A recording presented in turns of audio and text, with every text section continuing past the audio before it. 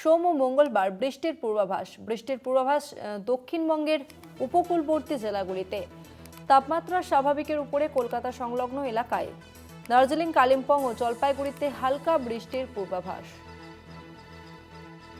সোমবার ও মঙ্গলবার দক্ষিণবঙ্গের জেলাগুলিতে বৃষ্টির সম্ভাবনা রয়েছে এমনটাই জানাচ্ছে আবহাওয়া দপ্তর।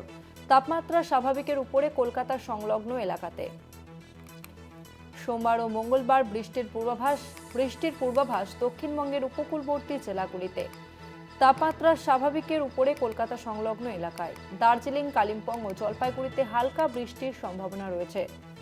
দক্ষিণবঙ্গের ক্ষেত্রে উপকূলে যে সমস্ত জেলাগুলি রয়েছে সেখানে হালকা বৃষ্টির সম্ভাবনা রয়েছে সোমবার ও মঙ্গলবার। অন্যদিকে যদি আমরা উত্তরবঙ্গ দেখি তাহলে উত্তরবঙ্গের ক্ষেত্রে দার্জিলিং, কালিম্পং ও জলপাইগুড়িতে হালকা বৃষ্টির পূর্বাভাস রয়েছে সোমবার ও মঙ্গলবার, এমনটা জানাচ্ছে আবহাওয়া দপ্তর।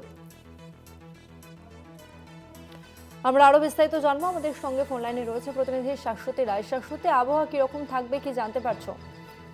দেখো, বঙ্গোপসাগরে নিম্নচাপ তৈরি হওয়ায় প্রচুর পরিমাণে জলীয় বাষ্প রাজ্যে প্রবেশ করছে এবং সোমবার এবং মঙ্গলবার এই দুই দিন বিশেষত দক্ষিণবঙ্গের উপকূলবর্তী জেলাগুলিতে হালকা থেকে মাঝারি বৃষ্টির সম্ভাবনা জারি করেছে আলিপুর আবহাওয়া দপ্তর। শুধুমাত্র 2 চব্বিশ পরগনা, 2 মেদিনীপুর, ঝাড়গ্রাম, কলকাতা এবং হাওড়ায় বিক্ষিপ্তভাবে হালকা বৃষ্টির সম্ভাবনা। এছাড়াও উত্তরবঙ্গের উপরের দিকের জেলাগুলিতে পশ্চিমী ঝঞ্ঝার প্রভাবে বৃষ্টিপাত হতে পারে বলে জানাচ্ছে আবহাওয়া অফিস। এবং এই পরিস্থিতিতে দাঁড়িয়ে বলা যায় শহরের তাপমাত্রা যেহেতু স্বাভাবিকের উপরে অবস্থানরত, এই বৃষ্টি কিছুটা হলেও পারদ পতনের ইঙ্গিত আনতে পারে। তবে পরিস্থিতির উপর বজায় থাকছে, কারণ বৃষ্টির পরিমাণ কতটা হচ্ছে তার উপর কিন্তু তাপমাত্রার হেরফের হবে।